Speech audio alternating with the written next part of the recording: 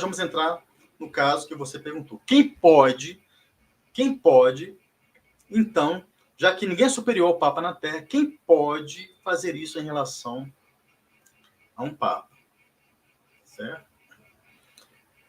Bem, então, aí, como nós estávamos discutindo lá no início da nossa live, os teólogos se debruçaram sobre esse tema, muito sobre esse tema, né? E não chegaram a uma concórdia, tá? Certo. Mas nós poderemos ir tateando algumas coisas através da história da igreja, tá? Então, por exemplo, o próprio São Roberto Bellarmino, quando ele vai explicar sobre as razões pelas quais um concílio ecumênico pode ser reunido, né? E é um dos assuntos que eu abordei em artigos meus, né? No Veritatis, ele vai dizer, se eu não me engano, ele vai enumerar várias causas, mas ele vai citar, se salvo engano, a quarta causa. Estou tentando consultar aqui para ver se eu acho. A quarta causa, exatamente. Que a quarta causa seria a suspeição de heresia de um papa. Que um concílio ecumênico deveria ser reunido caso um papa seja suspeito de heresia. São Roberto Bellarmino disse isso. Né? Então, como fica, então, a questão do ipso facto? Né? Porque os sedvacantistas totalistas dizem lá que São Roberto Bellarmino disse, ao discutir a quinta opinião, que o Papa herege manifesto perde o seu cargo ipso facto. Né? E por isso ele pode ser julgado e punido pela igreja. Só que a parte do julgado e punido pela igreja, eles nunca leem. Né? Impressionante. Eles acham que eles é que são a igreja. Impressionante. Então, São Roberto Bellarmino estaria se contradizendo aqui? Claro que não. Né? Para começar, porque ele fala de um Papa manifestadamente herético. Essa palavra manifestadamente, ela é um termo técnico, que não significa simplesmente um herege público. Nesse artigo que eu tenho lá no Veritatis, chamado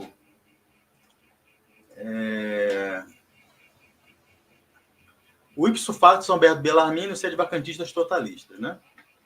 Nesse artigo que eu trato desse assunto, eu mostro lá pelo Código de Direito Canônico que o manifestadamente é um termo utilizado pelos canonistas quando a heresia ou a pertinácia do herege não tem escusa. A igreja sabe que o cara é herege mesmo. Não tem escusa. Né? Então, vocês vejam, quando o Papa Francisco fala alguma besteira, tem um monte de gente que aparece na internet para passar pano. Né? Defender o Papa. Então, eles mostram que há escusa, né? Tem muitas coisas. Né? Então, quer dizer, é algo que não há dúvida. Se há escusa, não é manifestadamente herético. Né? Então, e quem que define?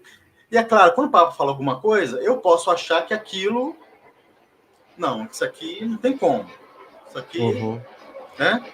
E você pode, Marcelo, ficar em dúvida. Né? E algum outro ter a certeza. Quer dizer, são 3 opiniões de leigos. E qual é a validade da nossa opinião, neste caso? 0. Certo? 0, simplesmente. Tá? Então, quem pode definir a manifestação, se uma heresia manifesta, um herege manifesto, é a autoridade legítima, por óbvio. Tá? A autoridade legítima. Então, quando São Roberto Bellarmino está usando o termo, ele já está tratando de um caso que está sendo observado pela igreja. Porque ele não é doido. Ele não vai se contradizer. Tá? E ele, tanto que ele fala de papas que foram exortados por concílios. Ele vai citar o Papa Marcelino, ele vai citar o Papa Leão III, Leão IV, vai citar o Papa Damaso, o terceiro, se não me engano. Né? No livro eu cito aqui os casos. Então, ele vai falar sobre isso. Então, nós não podemos colocar São Roberto Bellarmino contra São Roberto Bellarmino. Né? Tem que haver coerência certo? Nos seus escritos, certo? Tanto que ele vai dizer o seguinte: Papa bane fardamento de herético, né? Pede ipso fato, quer dizer, ele está sendo julgado pela igreja. Tanto que ele pode ser julgado e punido pela igreja.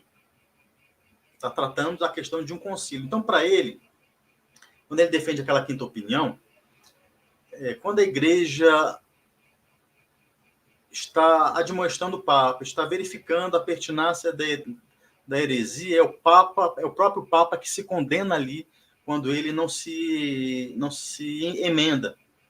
Uhum. Tá? Quando o Papa não se emenda. Então, aí, para São Roberto Bellarmino, ele perdeu o pontificado ali. E é por isso que a igreja pode julgá-lo, então, porque a igreja não estaria julgando um Papa, mas estaria julgando um ex-Papa.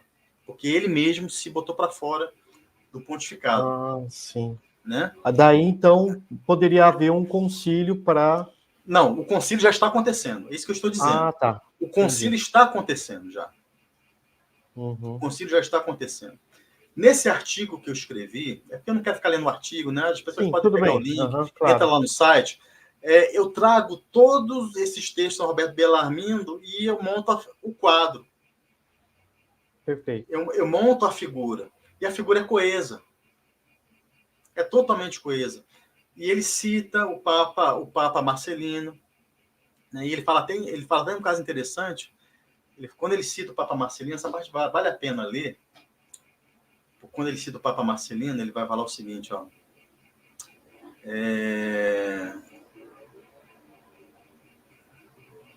Então, Alessandro... Ele fala assim, ó, também não faz assim. Ele fala assim, nem adianta ficar discutindo muito se o Papa Marcelino perdeu o ipso facto, né? O cargo porque ele se arrependeu, né? Uhum, quer dizer, ele está tratando, ele está falando de um concílio, o Papa estava diante de um concílio. Não é essa bobagem de um católico. Perder pontificado. Entendi. Isso é uma sandice, desculpem, né? Mas isso é maluquice. Tá? Isso não existe, isso não é católico. Tá? A igreja está numa situação triste, né? Sim, mas falsas soluções, maluquices mirabolantes, não vai nos ajudar em nada. Nós precisamos ter o pé no chão, entender as coisas corretamente. Então, eu, numa iniciativa de trazer, pelo menos, eu não estou dizendo que o meu livro vá encerrar a questão, tá? Eu não tenho essa pretensão. Mas ele é uma peça importante para o debate, com certeza. Tá? Ele é uma peça importante para o debate. Então, quem for tratar desse tema do Papa herético, fazer vídeo sobre isso, não pode ignorar o que eu mostro, o que eu escrevo ali.